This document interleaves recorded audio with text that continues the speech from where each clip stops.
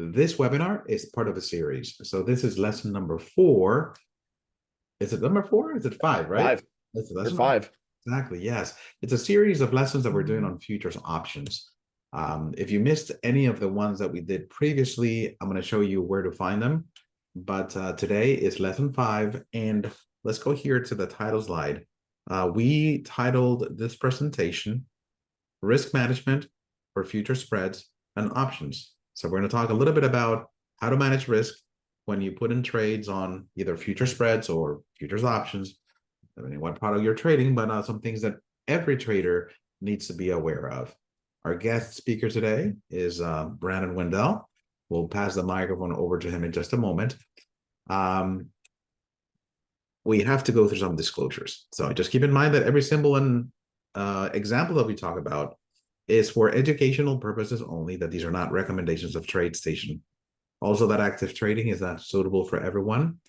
It has risks. We all need to be aware of them. If anybody needs a little bit more information on these disclosures, go to www.tradestation.com/important-information.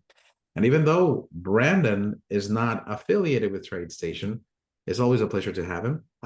My name, by the way, is Jesus Nava. I am the Director of Client Training and Education for TradeStation Securities. We want to make sure that you all have the tools necessary to be a successful trader, whether that is, platform technology or information about how to manage risk, which is today's main topic. I'm going to, I did tell you that I was going to show you where to find the archives of this series, and let me just pull up our website. So from the TradeStation's website, you'll have to come here to the Learn section, just hover over Learn, and this series is part of the Masterclass category. So just go to Masterclass, and once that loads up, you're going to find master classes in different sections, for example, on technical analysis, on strategy elements, on easy language. And over here, we've created a section on future spreads. We already have lesson 1, 2, and 3. We're working on lesson 4, and it will be uploaded here. Although this doesn't provide you the carousel. What we'll do is we'll probably create a playlist on YouTube so that you can watch all the sessions. But if you missed lesson 1, 2, or 3, come to the Masterclass section on our website and you'll find the recordings there, okay? For now, let me go ahead and stop my share and mute my microphone. I'm going to pass it on to my friend, Brandon. Brandon, the floor is all yours. And okay. This very stable floor, right? Yeah, right. All right, well, welcome everybody. Let me go ahead and share my screen now. It looks like it's good. And excuse me. Before I get started, quick introduction for me. I've been doing this for quite a while. I've been in the markets since about 1996. I started off as a retail broker. Excuse me. I kind of hated it, and it's because it's a sales job, basically. I was on the sales side. Moved into back office operations, which was a lot more fun. I actually handled order flow for a major brokerage. I handled institutional as well as retail orders, market making activities. I wasn't a market maker myself. I was what they called agency desk operator. So I handled the order flow, basically got it filled through the market makers. Anyway, then I got hired as a private hedge fund trader for a small fund, just 50 million AUM, and started to get educated on trading and investing that way before I actually became the trader for the fund. Ended up leaving the fund after about a year. It's just hot, and I wanted to be able to trade for myself. I figured, why not? I learned how and got into education. The oh wait, value's low. Okay, not sure what I could do about that on my side. I'll check.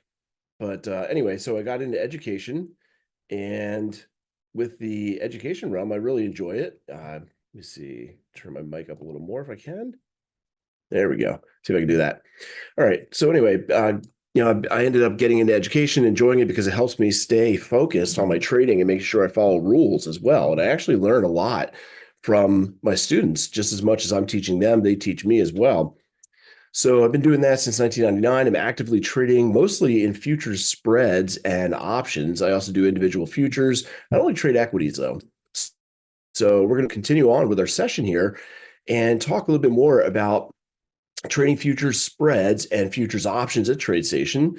In order to do that, you have to use TradeStation Futures Plus, which is just a separate platform, and you just have to have the minimum requirements.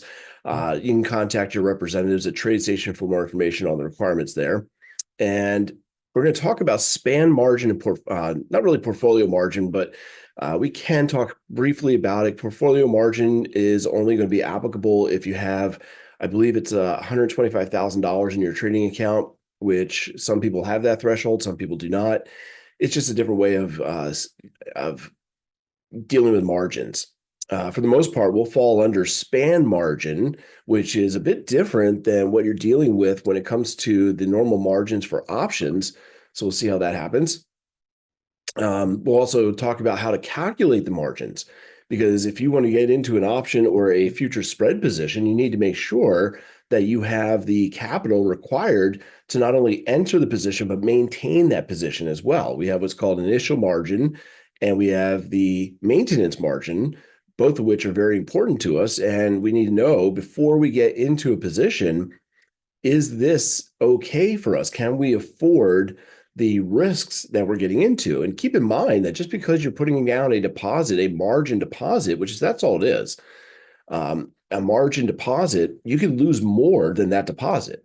Markets can be very volatile, and you have to be aware. And just because you might have enough money in your account to cover the initial or the maintenance margin, you need to make sure that you've got above that.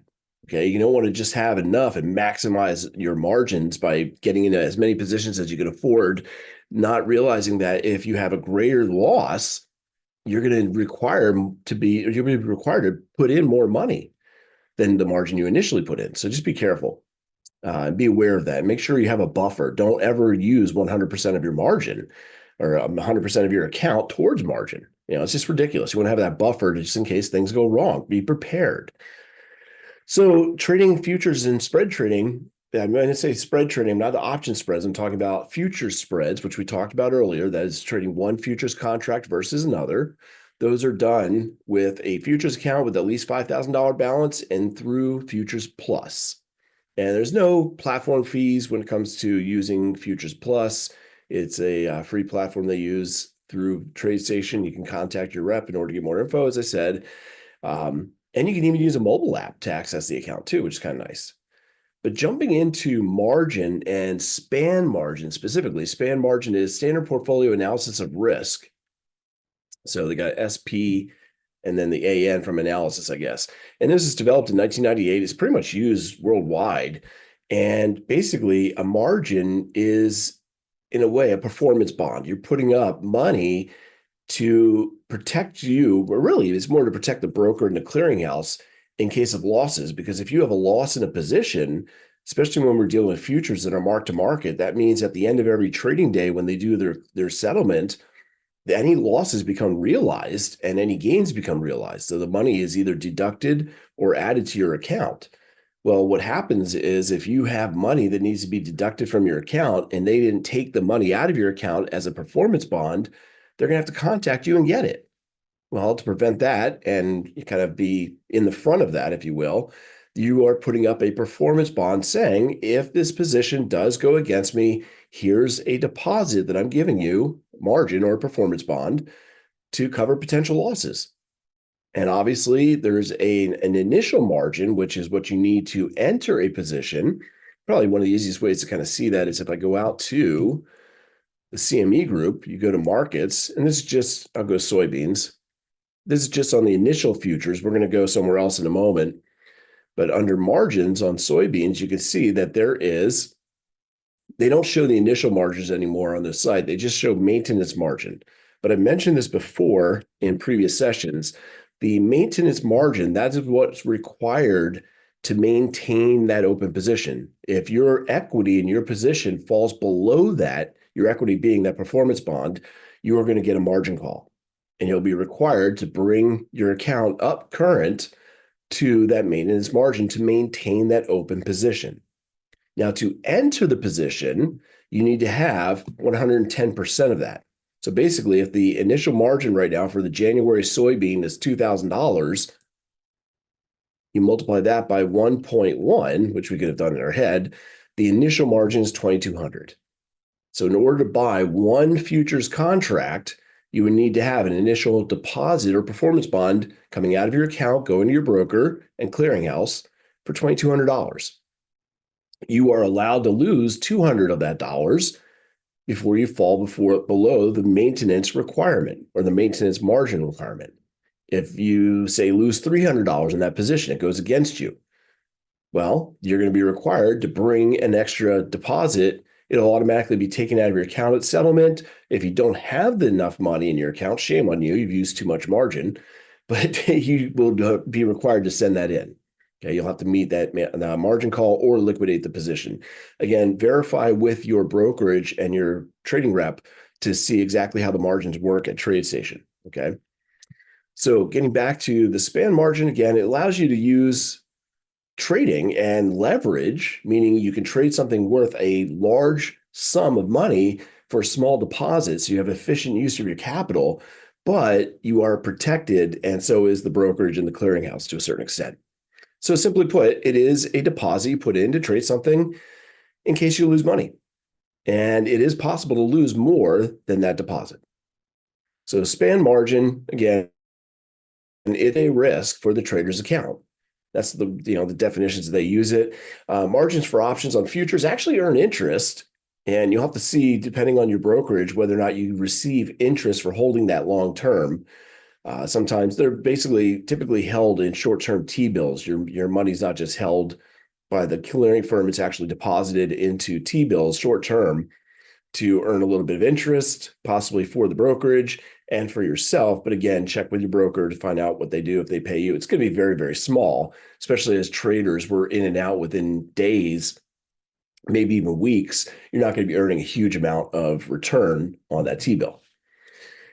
So basically, that's pretty much it. It's risk analysis that they do to figure out potential worst case scenarios, and they decide how much of a deposit you must have to cover those worst case scenarios, possible losses. So be careful, because when you enter into a position, because of, let's say, future spreads as an example, when we do a future spread, we purchase one contract and sell another contract at the exact same time. So for instance, I'm still in soybeans. If I go over to intra-market right here, you'll see the intra-market spread. Let's say we're doing January versus March.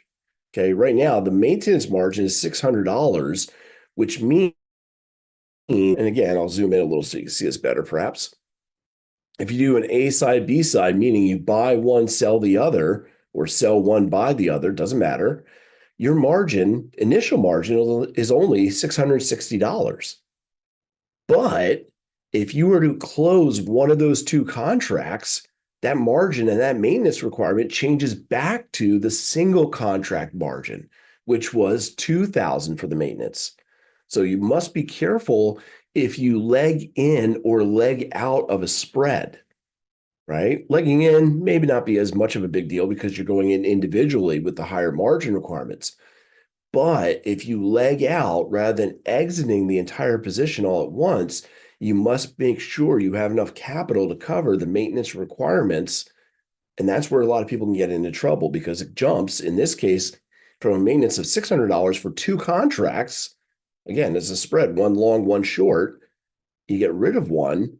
Now you must have $2,000 margin to maintain that position. And you'll get a margin call if you do not have that.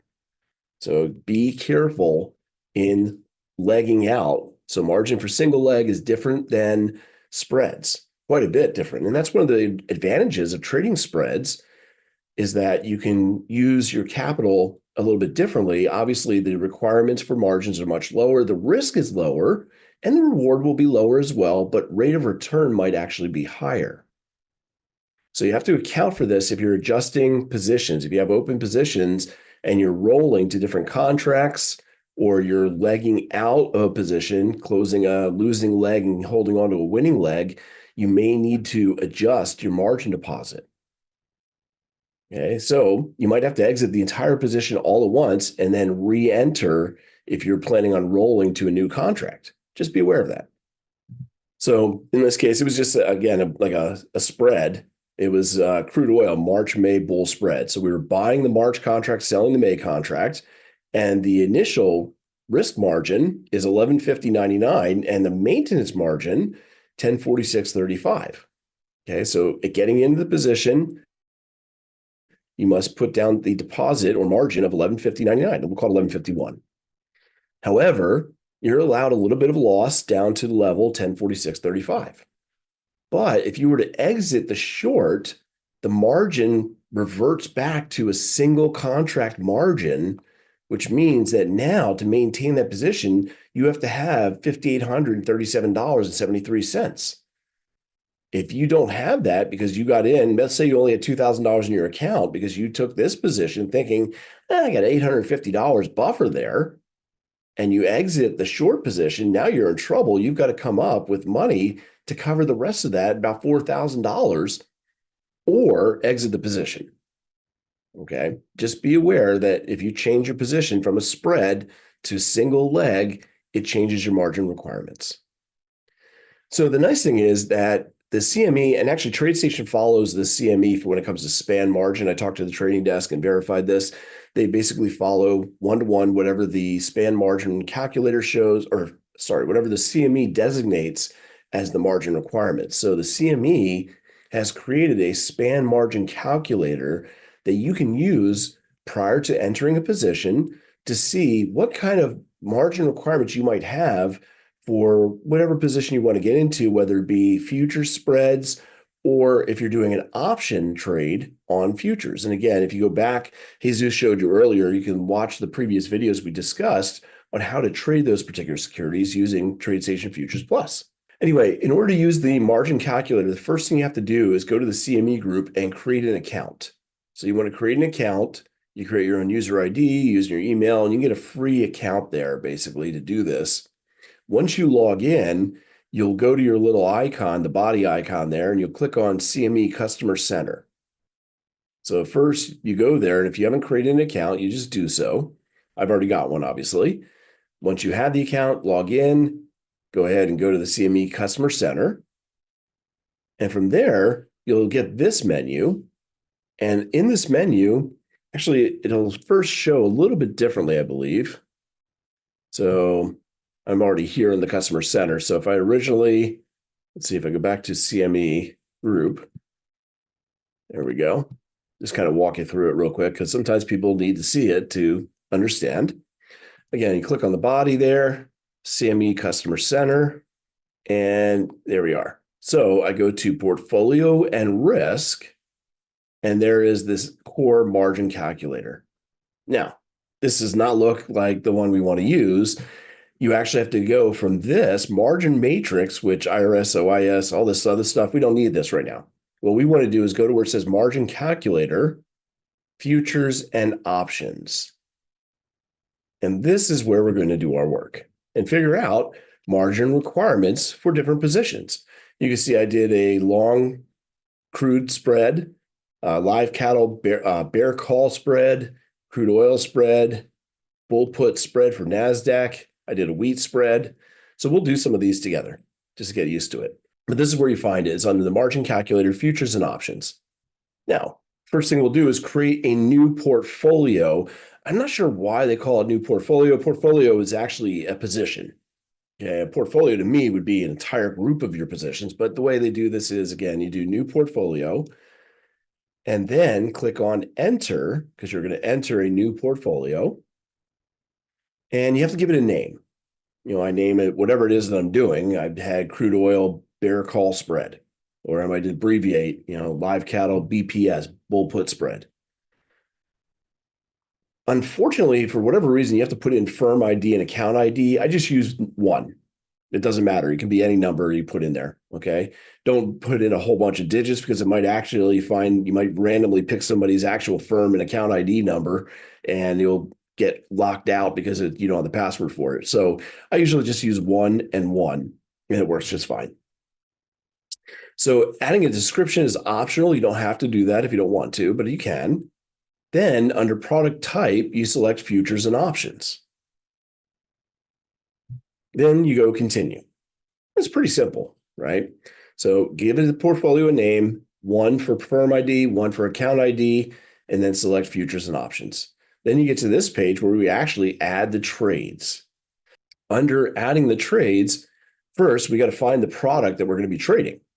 Crude oil, NASDAQ, natural gas, whatever it may be, corn. You start typing that in, and you'll find that it'll actually start popping up some selections. In this case, I typed in CRUDE for crude, and there, crude oil futures NYMEX popped up. And that's the one I wish to trade. Then, once you do that, you click on the one you want, go to period code, and you're picking the first security's expiration. And net positions, you have to put however many contracts you want. If you recall, in the futures, we go back over to the margins here. If we go to intermarket, here's an example right here. You can take a look and see that we have different deltas. So if we're doing soy oil versus soybean, keep in mind the delta is actually 2 to 1. It's 2 oil for every 1 soy. So keep that in mind when you're planning out your trade. So if we want to do the soy oil futures, let's say we're doing a futures spread here, I would have to put in 2 for the contract. And if you're selling that, you would put -2. So to note, we'll zoom back out. Under net position, if it's just 1 to 1, that's fine. You just put in 1 contract. Now it's just the contract that you're trading for that side, not both sides. You're going to do each one individually, each leg. So if we did crude oil, say March of 2025, there it is, 2025-03, I would put 1. And once I do that, I click the plus sign to add another contract into the spread. If you're only doing 1 contract, you're just going long, you just leave it there and you go, you don't have to click the plus, you'll actually continue from there. Now, once we click plus, it brings up another line, and this is where you do the next security. So you see I did the March 2025 long 1 contract, and I'm doing May 2025 -1 because I'm shorting that contract. So it's very important that you put in that negative sign of whichever contract you're shorting. And if there's a delta that you have to adjust for number of contracts, make sure you do that there as well. So for me, let's see, we'll go back to my live customer center here. I got 2 pages of it open, so let me close one. There we go. And I'll go new portfolio, enter, and we'll call this Soy Crush. Firm ID, remember you can't leave that blank. You just have to put 1 at least. Description, I could do that if I want. Again, I could do soy versus oil. Product type, futures and options. Then I click on continue, and I get the next page. And we're doing with futures right now. We'll get to the options next. So under futures, I go to product name, start typing soybeans, and right there, soybean futures. Go to period code, and let's say I want to do May. I'm going to do 1 and add that. Now, for the next one, I'm doing intermarket spread. Actually, it doesn't allow me to change it this way, does it? We'll get back to that in a moment because I forgot I have it on here for the intermarket spread because this is the intra market. So if I was doing soybeans versus soybeans, then I just have to change. Come on, soy futures. There it is. Let's say we're doing July. And this one, again, -1. Once I'm done, I don't need to add any more legs because I'm just doing the 2 legs. I click on add to preview. And you can see it shows right here. I verify soybean futures, May, soybean futures, July, and I have long and short. Okay. So again, make sure you use a negative number for the short position. Click add to preview when you're done adding all the legs. Then you verify it's correct and click save and margin. And what it'll do is it'll give you the initial margin and the risk maintenance margin required for that spread. So again, save and margin. And there we go. It's loaded up. And you can see that my initial margin is $330 for that spread. The maintenance margin is $300. So now I know before I get into the position exactly what the margin would be. Well, this one's pretty easy because if I went back to the soybeans intra market, it'll pretty much be, actually, it's not showing the same here, is it? On the website. I was doing the March versus May and showing me a different maintenance requirement here. But this is the maintenance requirement that should be required. I would trust this more than I would on the website because they don't update the website as much. The calculator is regularly updated. So that's what we have. That's the maintenance margin right there. Now I can close this. And if I want to go back, oh, I forgot what it was, my maintenance margin. Well, it's right here in the portfolio. I can also click on this and go to view reports, and it'll bring up that report once again in case I need to see it. So that's it for a future spread. Pretty simple to see that. Again, I can go back at any time and view the reports. And let me go back 1 second here to see, enter for the intermarket. Let's do soy crush because actually that's what that one was supposed to be. Let me cancel this and go back and edit. Now it's editing the name. New portfolio, enter. Description, not that, portfolio name again, soy crush. Again, firm ID, just have to put 1 and 1. Futures and options again. You don't have to worry about filling any of this other account information out as well. We're just here to get the margin requirements for what we're trading. So we know. So again, if I do soy, and let's go to soy oil this time. Go ahead and click on the code. Say we're doing May. And remember, this was a 2-to-1 ratio for the intermarket spread. So I'll click on this. Now I can't change securities here. It's doing the same security intra-market. So I'll click on add to preview. Oops. I'm going to do soy again. Soybean futures. I'll do soybean first. Again, May. And we're doing 1. Actually, I'll do the short on this one. And that's the first leg, which is soybean futures. Add to preview.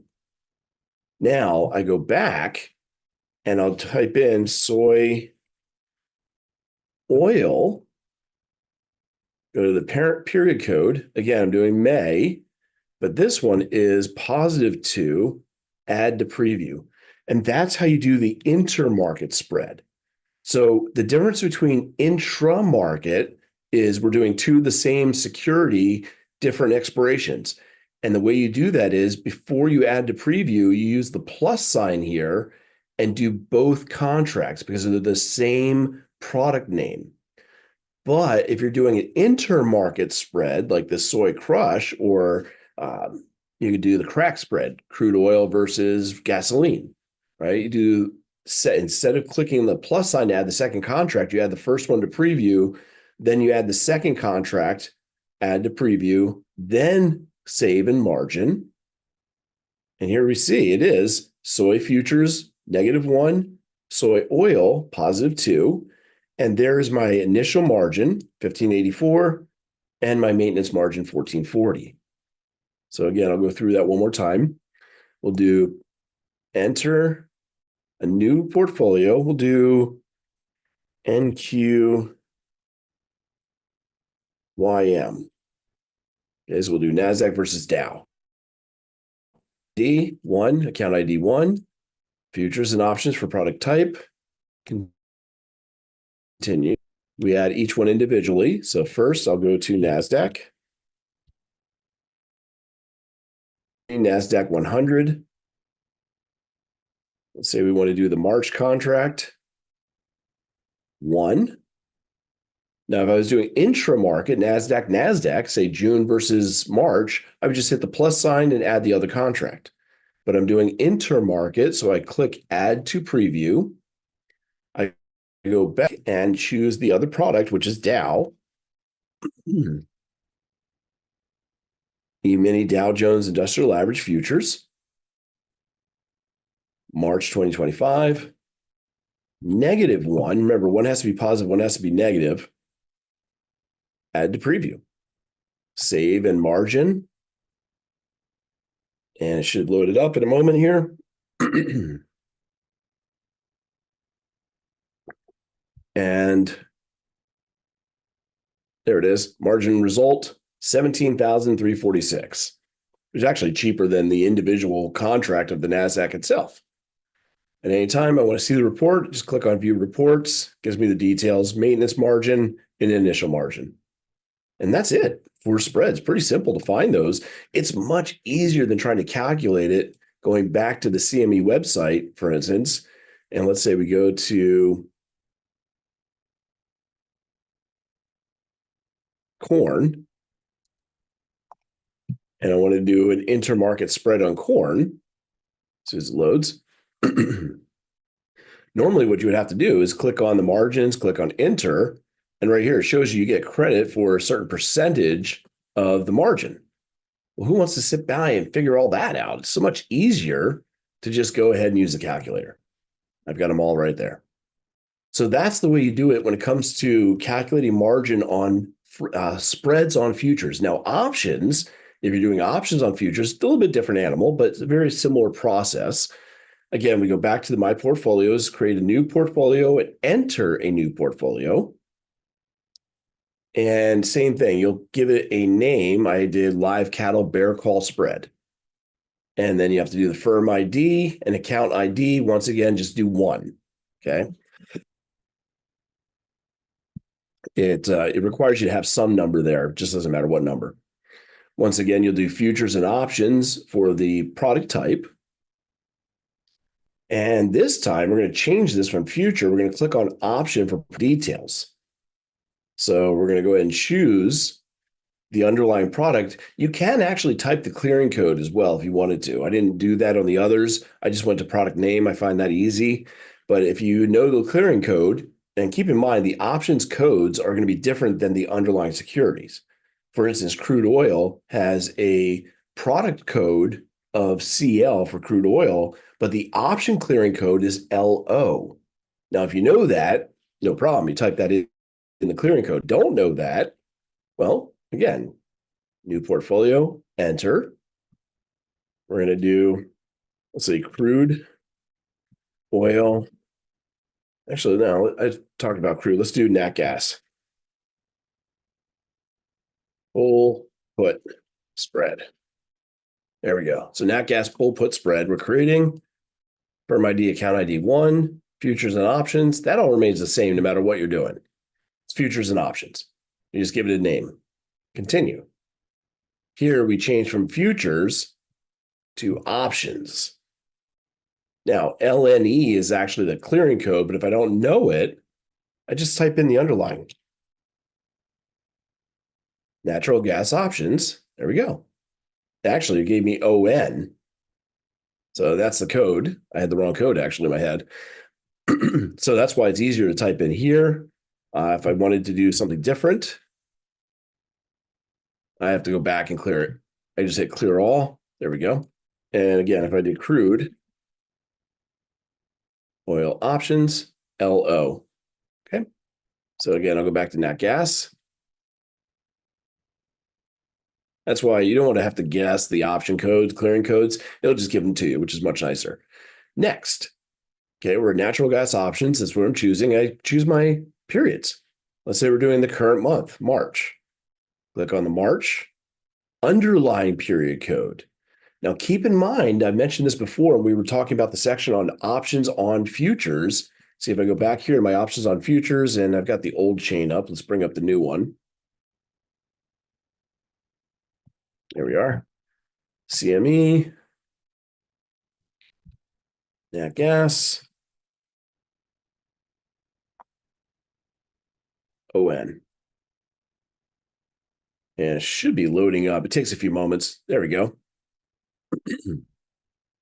So what you'll notice if I zoom in once again, yep, that's not what I wanted. There we go. You can see that this is the contract for the option. This is the contract of the underlying. Most of the time, they'll be the same, but not always. For instance, if I went to crude oil, there may be a April contract on May expiration. Okay, so they may not be the same, but most of the time they are. Okay, this is the options expiration. That's the underlying futures contract expiration, two different expirations. So that's what it's asking me here. Period code, that's the option I'm trading. Underlying period code, that's the futures contract, the underlying futures contract. It automatically loaded it for me, so I don't really have to think too much about it. Now, if I'm doing a bull put spread, let's say we choose put strike price. I have to choose the strike price and my net positions. Let's say I'm going short, that'd be a -1. Well, strike price, let's see, on nat gas, I'm not sure where we're trading at currently. I don't have that up, so let's bring up a chart. NG. And we go to the March contract. Looks like we're trading about 3.059. If I look at the option chain right now, you can see the at the money option is 3.050. So if I'm doing a bull put spread, I may want to buy. I'm sorry. So I'm basically creating this position right here where it's selling a contract. Oh, excuse me here. Close that out. Let's say we're doing custom. We'll sell just slightly out of the money and buy deeper out of the money. And there's my spread. That's entering the spread, obviously. I use the strategy creation. I did it custom. I could also go ahead and just click on the templates as well. And there's plenty of templates there. So if I want the vertical spread, I just go to the page that has it. Right there, vertical spread. And I could choose the individual legs. Same way. So I can either do it from the matrix. And again, this is all in the other video we talked about. But let's say we're doing this, doing this spread, and we want to know the margin. Well, the first one is a put strike price. Let's see, we have 3.05. And I said it was going to go a little under, so 295. Okay, that's the first leg. I just click the plus sign for the next leg. Period code, same one. Actually, I'll hit the X. So it should load up in a moment here. Let's try this again. There we go. Loading, March, put. And now the strike for that, I went under. And we did, let's say 285. And I'm going long, so that's a plus. Click add to preview. Once I have all the legs I need, this is my bull put spread. I'm selling the 295, buying the 285 puts, save and margin. It should bring up the report. If it doesn't, nope, I had it closed. So if it doesn't bring up the report, I just click on that gas bull put spread, reports, view reports, and the margin for that bull put spread is $215.36 for initial margin, and my maintenance margin is $195.78. There we are. See if it shows. Oh, I'm sorry. That's for each leg. Total maintenance margin is what I need. Apologies there. I misrepresented that. The total maintenance margin, this is per leg, showing per leg. So one leg, total maintenance margin required, total initial margin required.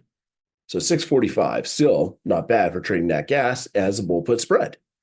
And keep in mind, it may be different than the risk in the position. It should be about the same as the risk in the position, which would be the difference between the two minus the credit received. So in this case, what we were getting is a 0.1, right? Because I did 295. Again, if I go to custom, selling the 295 and buying, I'll go. Buying the 285 right there, right? So the difference between the two is 0.1 times the multiplier. That's the amount of risk they have. But remember, I'm collecting a premium here because I'm doing a bull put spread, and that's a credit spread. So whatever the credit is that would be received, I don't have an account set on this, and I can't do it in the, okay. So I can't do it on this right now to show you exactly what it would show for the order ticket and the price, but we can kind of calculate it out because the let's see, bid price or ask price, excuse me, is about 156 and selling 199. I have to do it manually, unfortunately, but it's not. So again, we're selling at 1 point, well, now it should move. So 2.01 minus the cost 0.158. No, that wasn't right. 0.201. So you're getting a credit of 0.043. Okay. Well, remember, we're trading nat gas. So you have to multiply that by the point value, $130 of credit that we're receiving. All I did was the price that we paid for the put that we're buying and the price of the put that we're selling. That's the credit we're receiving. The difference is 430. But again, we have 0.1. The difference between the two is 1,000 minus the 430 means we have $570 of risk between that because we're selling one and buying the other. Bull put spread, if you know the strategy itself, your risk, if it goes way below the put strike that you bought, that's the maximum risk that you can incur. It's just the difference between the two strikes times the multiplier for the future. Well, you'll notice the margin required for this is actually a little bit higher. Okay, and that's just the way it is. Span margin, they calculate things, even though you could risk only a certain amount, they're asking you to have a little bit more than that for the initial margin. It's no big deal. It's not that much more. Many times it'll actually be whatever that maximum risk happens to be. Now, if you were doing a long, so for instance, let's say we do a bull call spread, same thing, nat gas bull call spread. Let's create that. Enter a new portfolio, NG bull call spread, BCS, futures and options for the type. Again, we can't forget firm ID, account ID. It'll let you know if you forget. It'll give you an error. We're doing options, product name, natural gas. All I had to do is type in NAT and it found it. First leg, again, we're doing March, but now we're doing calls. Underlying is the same. Strike price, we'll do at the money. So I scroll to where I find it. I think we're right around 295. I'll just do the same. Net position, we're going long on that one. Now, I'm going to sell the next leg. Wrong one. Come on. Delete. And jump back in. I don't know why it's not giving me my options there. So let me close that out and do it again. I accidentally clicked on the wrong one. There we go. Again, call. Underlying is the same strike price, though.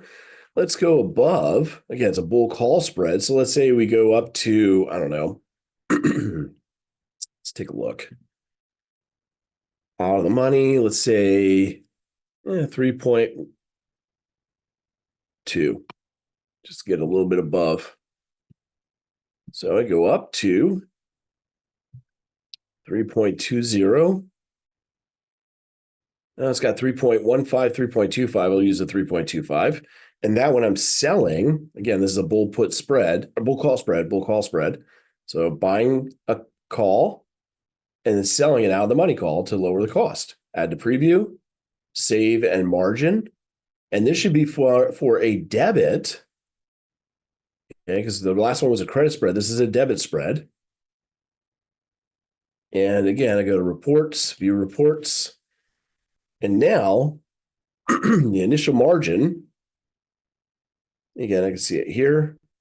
Got the individual legs, I believe. Let's see. It's got something. But basically the total initial margin and the total maintenance margin is being shown here. That's what I'm going to need in order to be able to put on this spread. It should just be the cost of the spread itself, actually. Not sure what it's showing here is initial risk margin. There we go. That's a portfolio 587.25 and then 533.86.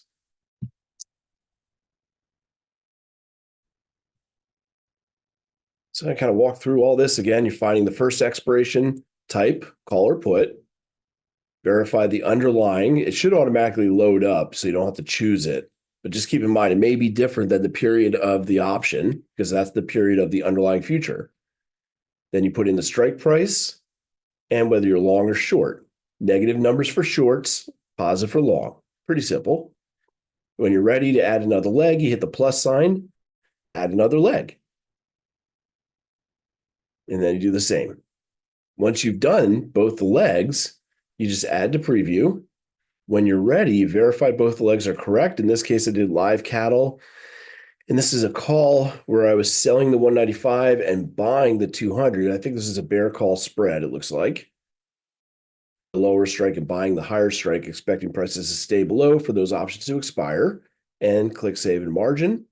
And there's my total initial margin. Oops, sorry. Total initial margin and my maintenance margin to maintain that position. And that's it. So any questions on how to find the risk or how to deal with the risk management and find the margins for spreads, future spreads, or options on futures? We're happy to answer any of those questions we have. We're pretty much right on time here, which is good. That's unusual for me. Sometimes go a little long. Yeah, it seems it's a process to find the exact margin for all these tradable products, right, Brandon? Yeah, it's not too bad. I mean, obviously, it'll vary based on what it is you're trading, but this is pretty straightforward. This is a pretty easy website to navigate. It doesn't take too much. Of course, you can refer to the video at any time, and you can always contact us if you have any questions as well. But Right. yeah, this is important to know what you're getting into. And again, just because I know what my initial margin is going to be, I must make sure that I have more than that in my account because there's always that risk of losing more than that margin if you have a very big adverse move against you. Maybe not as much on some of the option sides, but definitely on the spread side for the future spreads when you're trading here. I am also sharing the email address where you can send us questions if you have any. So make a note of it. And if you send a question in, I'll forward it to Brandon so he can provide answers if I cannot answer it myself. But hey, this is great info, Brandon. Thank you so much for sharing this time with us. Thank you for having me. I appreciate it.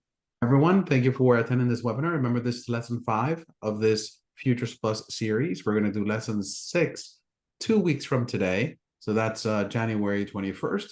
If you haven't registered for that last session, please do so. We also have other topics that are upcoming, so make sure that you check the events calendar for any topics that catch your attention. But everyone, I thought I had my webcam on. Thank you, everyone, for attending today. Have a wonderful afternoon. And Brandon, thank you again. I'll see you next time, okay?